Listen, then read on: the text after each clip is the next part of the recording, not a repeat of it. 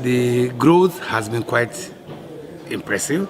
I mean, it's not yet double digit, which we need, but at least is beyond 5%, around 6%, 7% over the last 5 years.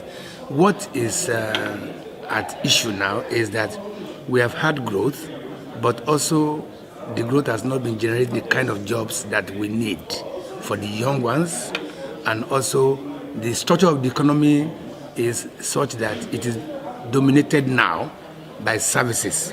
In the past, it used to be dominated by agriculture.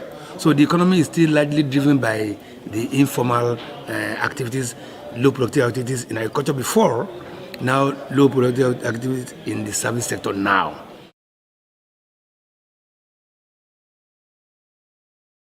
So the challenge of Nigeria now is that growth issues have been resolved, but the employment challenges are still there. And government, is conscious of this. And that's why you find several initiatives now in place. Government has just launched the Nigeria Industrial Revolution Plan, which is actually intended to scale up the share of manufacturing, which currently is around 7%, to a double digit of 20-24% in the next few years.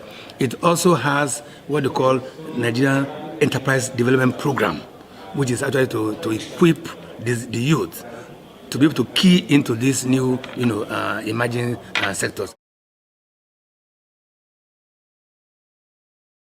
Basically, resource sectors tend to be capital intensive and therefore not labor intensive. But it is the spin-offs that will happen. I mean, if you have very well developed downstream activities, the spin-off will be in the area of petrochemicals, in the area of plastics, which will then generate jobs for the young. So as an industry itself, by its capital intensive nature, it's not likely to create too much, large employment opportunities, but it is the linkages that it has with other labor-intensive activities. For example, we have a reasonably large textile industry in the past.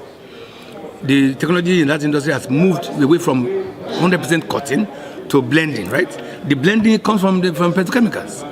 So you can see a combination of that in the textile industry to generate huge number of jobs that are also knowledge intensive, which the young ones have. So we see that in that context, not in the industry itself, but it is in the linkage it has with other activities in the economy that would then generate the kind of jobs we are looking for.